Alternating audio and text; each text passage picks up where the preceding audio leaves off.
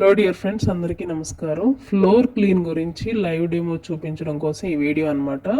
మనం 2 గ్లాసుల్లో ఉజాలా అని తీసుకున్నాము. 2 గ్లాసుల్లో ఉజాలా బ్లూ కలర్లో కనిపిస్తుంది కదా, దానిలో తీసుకున్నాము.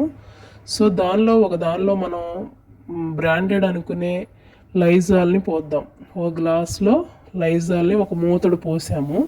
తర్వాత మీరు సెకండ్ గ్లాస్లో మనం మన వెస్టీజ్ వారి అల్ట్రా స్క్రబ్ ఫ్లోర్ క్లీనర్ మనం చాలా డ్రాప్స్ పోస్తున్నాం చూడండి.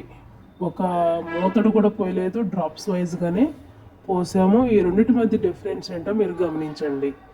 లైజాల్ ఏమో దాని కలరే మారిపోయింది. మీరు చూస్తే గ్లాస్లో రెడ్డిష్గా కనిపిస్తుంది. సో మనం అల్ట్రా స్క్రబ్ ఫ్లోర్ క్లీనర్ పోసినా కూడా దీని కలర్ అయితే చేంజ్ అవ్వలేదు. డ్రాప్స్ మాత్రమే పోసాము, కానీ కలర్ చేంజ్ అవ్వలేదు. కానీ చివరికి ఏం జరుగుతుంది, ఫ్లోర్ క్లీన్ చేసినప్పుడు మనకి ఉన్న దుమ్ము ధూళి క్రిములు అన్నీ నాశనం అయిపోతున్నాయా లేకపోతే మన ఫ్లోర్లోనే అలాగే ఉండిపోతున్నాయా అనేది మనం ఈ లైవ్ డెమో ద్వారా తెలుసుకోవచ్చు. ఆ లైజాల్ ఊరికే స్మెల్ కొద్ది మనం రుద్దుతాం తప్ప పెద్ద ప్రయోజనం ఏమి ఉండదు.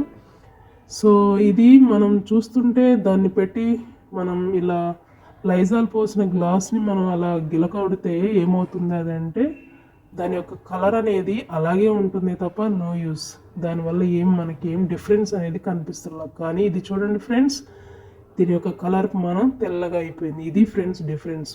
ఓకే, చూసారు కదా friends, ultra scrub floor cleaner వల్ల ఎంత యూజ్ ఉందో.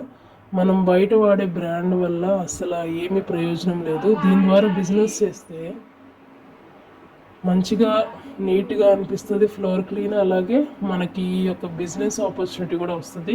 సో మీరందరూ కూడా మంచి డెసిషన్ తీసుకుని వెస్టీజ్ ద్వారా గ్రోత్ అవ్వాలని మనస్ఫూర్తిగా కోరుకుంటున్నాను. Thank you, all the best.